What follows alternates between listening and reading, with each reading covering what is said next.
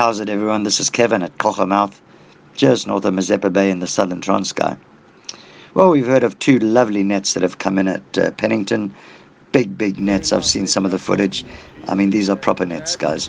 So these sards are starting to move closer into shore, and they have to be fairly close for the netters to actually be able to reach them.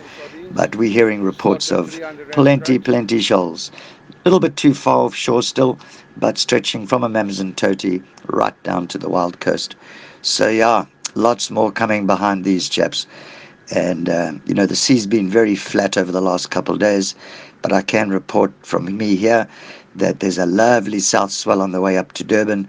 The waves are pumping down here, probably got a 2 to 3 meter swell on its way, and that's definitely going to assist these sardines, because what happens with the swell is that as that swell comes up the coast, because of the friction with the shallower water, the swell picks up, and the sardines know that. They move much closer into shore, because the closer they get in, the more they can use that wave energy to move up the coast, because that south swell is a south to north movement, and we know the current is a north to south.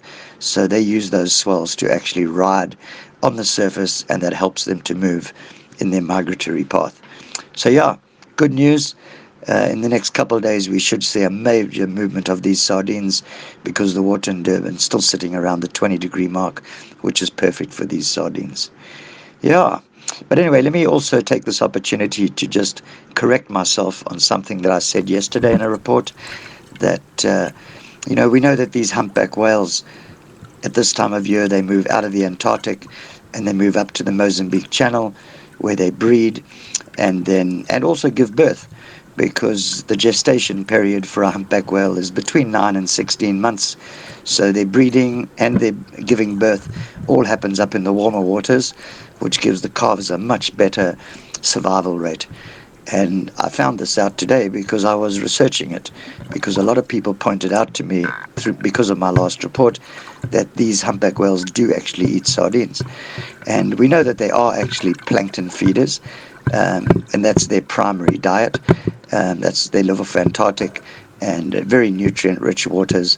But yeah, they actually do eat sardines, and that's awesome news, because that just proves to me one more thing, that nature is just amazing, guys, and these marine ecosystems and the marine environment is so synchronized, and you have these symbiotic relationships between different species.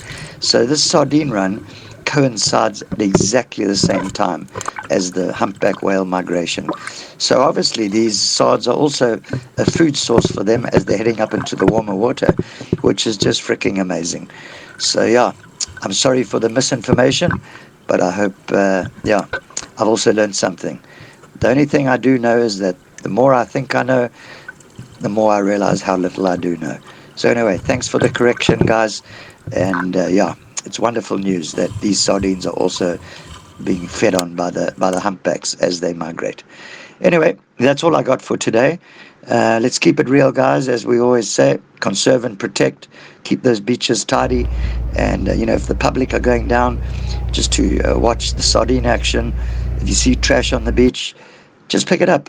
Pick it up and go put it in a trash can, even if it's not yours, because it definitely helps. And that's what we just need to do as human beings. Look after it. Cool, guys. We will chat tomorrow. We'll update you as things happen. Cheers.